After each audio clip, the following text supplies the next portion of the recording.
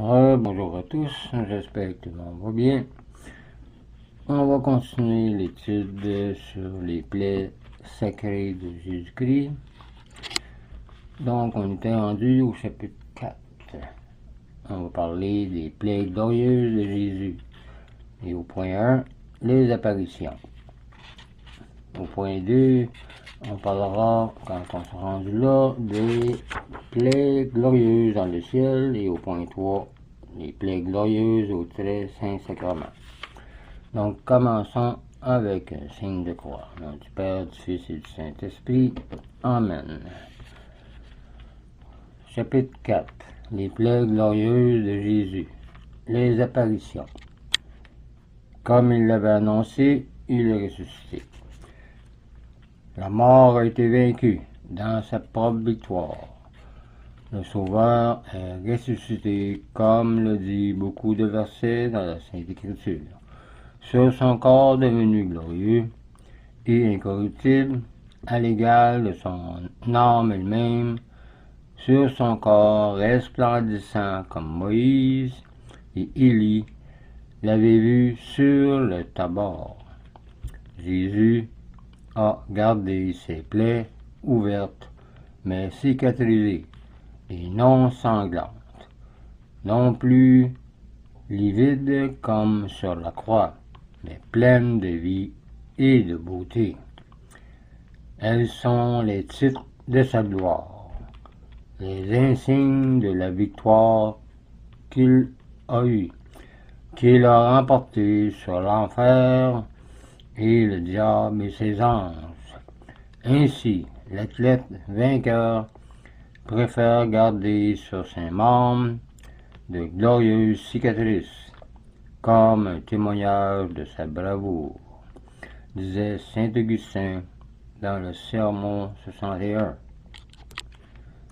Loin d'être défigurer le corps du Sauveur, ces plaies ne servent qu'à en rehausser sa beauté, car selon saint Jean Chrysostome, elles resplendissent sur sa chair sacrée d'un plus vif éclat que les rayons même du soleil.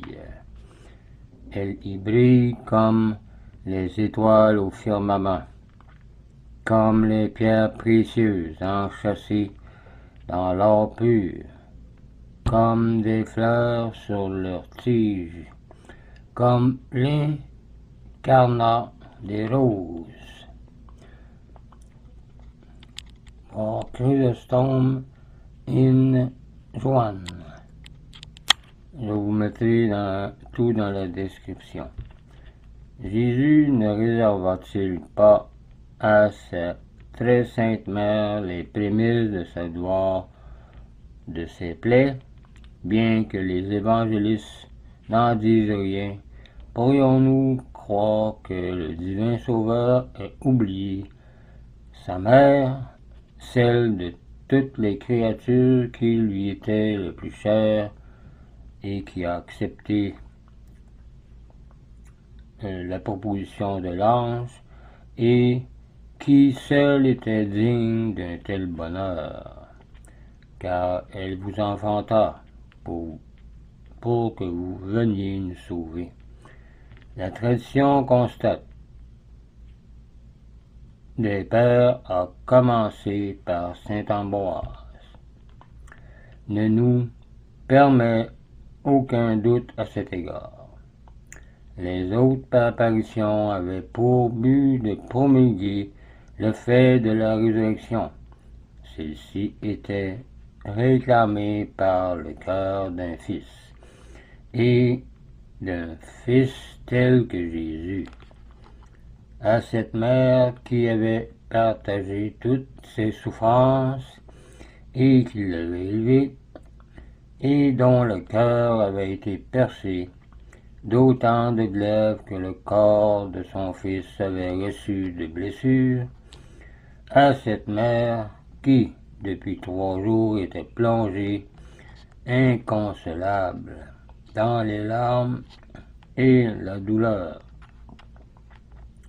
Jésus devait les premières consolations qui couleront désormais de ses plaies à elle. Le pieux Rubens nous dépeint l'effusion de joie dont le cœur de Marie se trouve alors rempli, comme une source de bonheur qui l'énive et lui enlève le sentiment des douleurs si poignantes qu'elle a ressenties en voyant son fils ainsi. Écoutons maintenant, ceci vient de Divin Office 1, 7, 25. Écoutons maintenant ce que nous apprend l'écrivain sacré touchant les autres manifestations du Sauveur. Il nous dit que le Seigneur Jésus apparut à Marie-Madeleine, que celle-ci, le reconnaissant, s'écria « Mon Maître », et qu'en même temps, elle se jeta à ses pieds pour les embrasser. Vous pouvez le voir dans Jean 20, verset 16. Il apparut ensuite aux saintes femmes comme elles revenaient en hors du sépulcre, portant à Saint-Pierre et aux disciples le message de l'ange. Il les salua en leur disant « Avest ». Elles s'approchèrent et, lui embrassant les pieds, elles l'adorèrent. Voir Matthieu 28, versets 9 et 10. Ce jour-là, premier jour de la semaine, lorsque le soir fut venu, et que les portes du lieu où les disciples se trouvaient rassemblés étaient fermées, de peur des Juifs, Jésus vint et se tint au milieu d'eux et leur dit « Paix avec vous. » Et lorsqu'il eut dit cela, il leur montra ses mains et son côté, nous dit Saint Jean. Et Saint Luc dit « Voyez mes mains et mes pieds, c'est bien moi. Touchez et voyez. » Et lorsqu'il eut dit cela, il leur montra ses mains et ses pieds. Ses disciples se réjouirent donc à la vue du Seigneur qui était ressuscité comme il l'avait dit. Et il leur dit de nouveau, « La paix soit avec vous. » Voir Jean 20, versets 19 à 21, ou Luc 24, 36 à 41. La paix, voilà bien le don de Jésus, de ses plaies.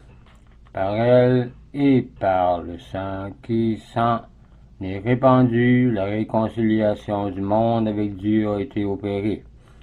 Voilà pourquoi le Sauveur la donne à ses apôtres comme un fruit de ses blessures, en leur présentant ses mains, ses pieds et son côté.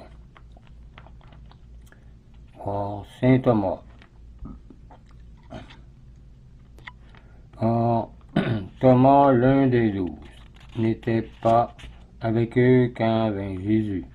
Les autres disciples lui dirent donc, « Nous avons vu le Seigneur. » Mais il leur répondit, « Si je ne vois dans ses mains l'ouverture des clous, et si je n'enfonce mon doigt à la place des clous, et si je mets ma main dans son côté, je ne croirai point. » Et 8 jours après, les disciples étaient encore enfermés, et Thomas avec eux. Jésus vint, les portes fermées, et il se tint au milieu d'eux, et leur dit, « Paix à vous. » Puis il dit à Thomas, « Mets ici ton doigt et vois mes mains. Approche ta main et mets-la dans mon côté. et ne sois plus incrédule mais fidèle. Thomas répondit et lui dit, mon Seigneur et mon Dieu. Jésus lui dit, parce que tu m'as vu, Thomas, tu as cru. Heureux ceux qui n'ont point vu et qui ont cru et qui croiront. Voir Jean 20, 24 à 26. Il est impossible de rien ajouter à la beauté de ce récit. Jésus est vraiment ressuscité et la preuve a été donnée par les témoignages des disciples et de bien d'autres. C'est avec une tendresse infinie que Jésus manifeste ses plaies à ses apôtres. Il semble leur dire, ces mains qui ont été blessées prouvent que j'ai vaillamment combattu pour vous.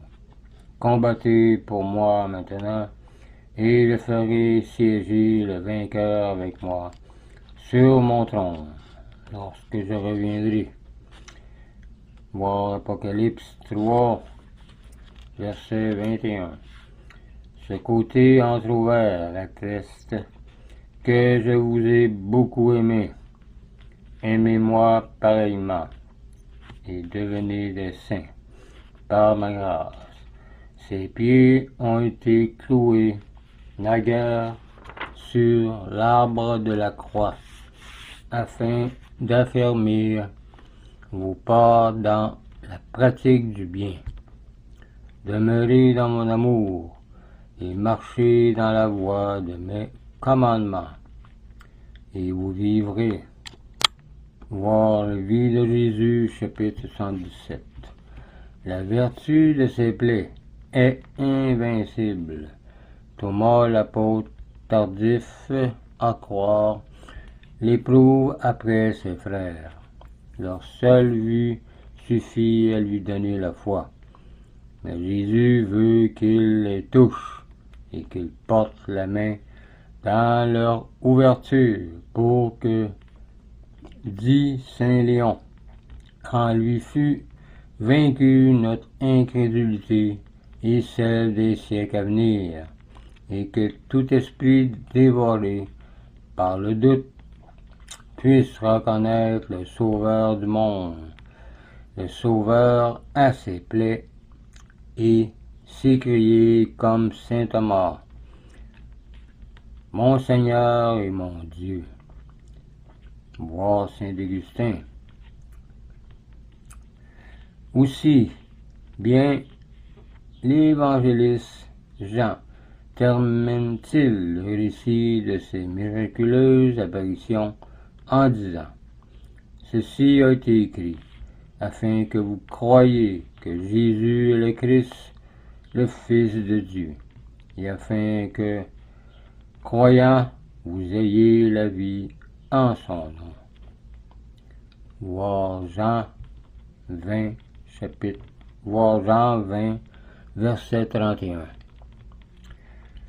Ce serait tout pour cette vidéo et pour les plaies glorieuses et les apparitions. En point 2, la prochaine fois, on parlera des plaies glorieuses dans le ciel. Donc, je vous laisse là-dessus. Je vous dis au revoir et union prière.